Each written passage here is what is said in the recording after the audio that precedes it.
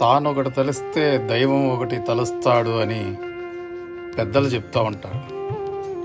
నిజంగా పెద్దలు చెప్పిన ఏ మాట కూడా అసలు అక్షర సత్యాలు.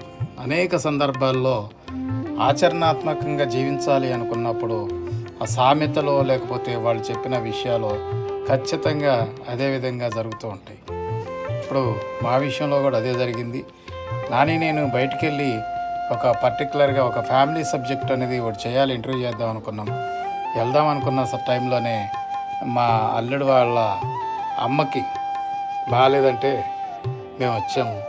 ఆమెని తీసుకొచ్చే ప్రయత్నంలో ఒక 5 రోజులు వీడియోలు చేయలేదు, 4-5 రోజులు ప్రత్యేకంగా 2-3 రోజులు ఇక్కడే ఉండి ఆమెకి ఫస్ట్ ఎయిడ్ లాగా కొంచెం ఆమె తేరుకున్న తర్వాత మేము తీసుకొచ్చే ప్రయత్నం చేస్తాం.